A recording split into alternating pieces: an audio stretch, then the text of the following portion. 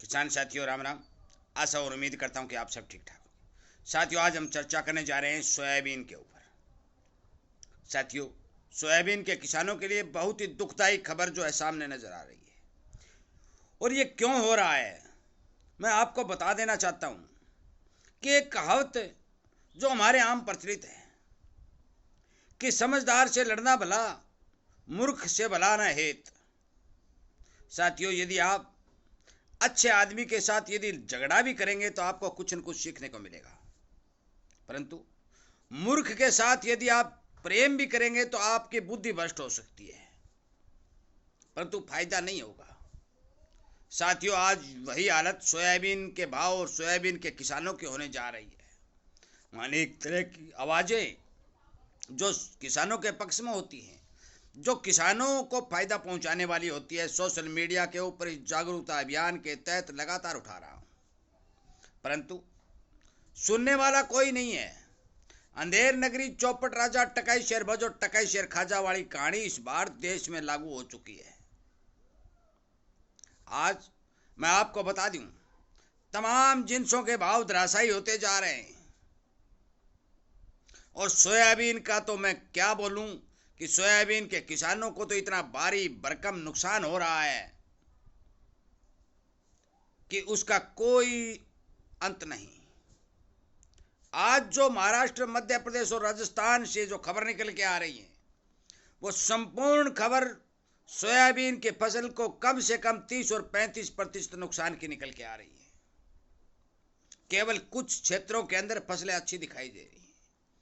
मौसम में लगातार करवट बदलना शुरू कर रखा है, लगातार किसान को नुकसान हो रहा है। ऊपर से सरकार लगातार भाव को दबा रही है। ये बात कहते हैं कि मांग नहीं है। साथियों बहुत ही कम स्टॉक सरकार के पास बचा है, फिर भी सरकार अपना माल भाव को दबाने के लिए लगातार बाजार में काट रही है। और मैं आपको बता दूं कि पिछले दिनों 50,000 टन सोयाबीन की सरकार ने बिक्री खुले बाजार में की।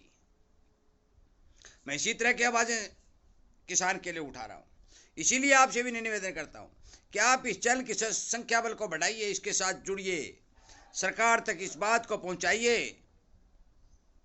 कि आप इस देश के किसान को बचाने के लिए काम करें।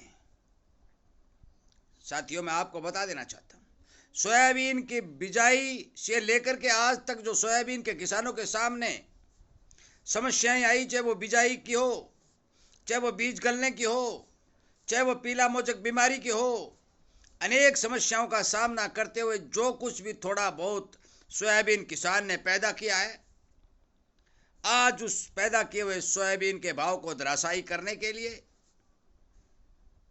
आयातित तेलों को का सहारा लेकर भारत का काम चलाया जा रहा है।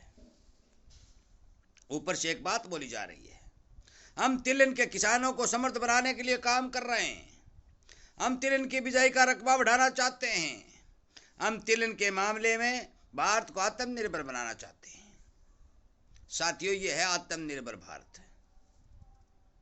उन सभी सोयाबीन के किसानों से मैं ये बात बता देना चाहता हूं कि आज से लगभग 2 साल से लगातार जो सोयाबीन के भाव की पिटाई सरकार की नीतियों के कारण हो रही है, उसका खामियाजा तमाम किसान वर्ग भुगत रहा है।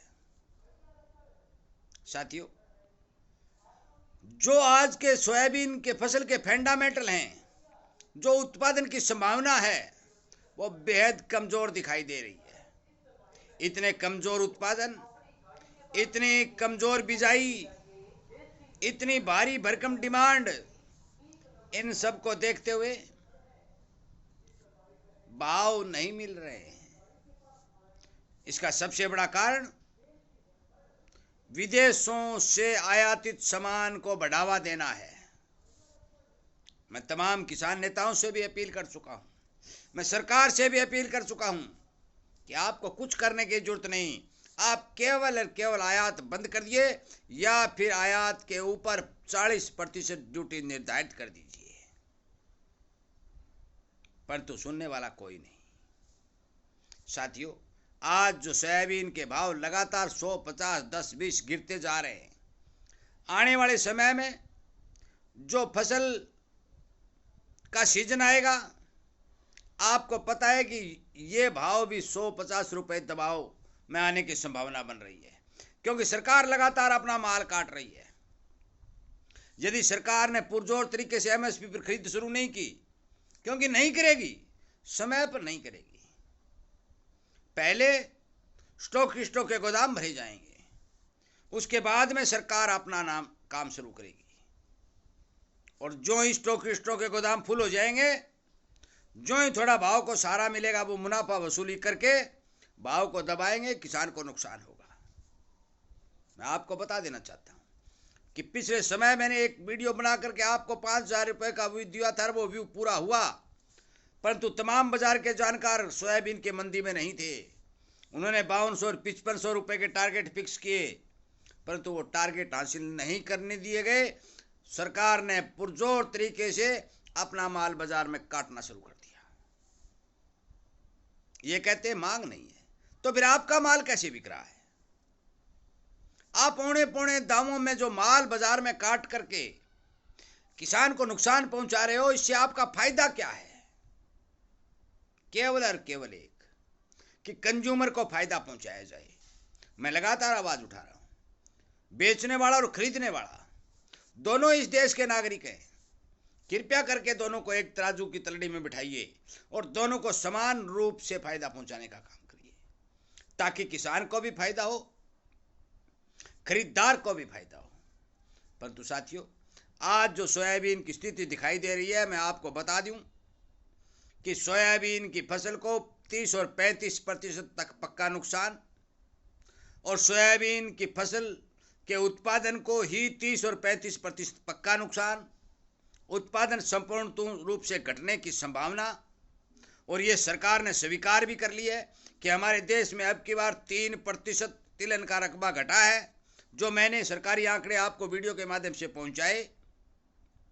मैं आपको बता देना चाहता हूं कि ये 3% का बता रहे, कम से कम 7 और 8-10% तिलहन की बिजाई का रकबा घटा है।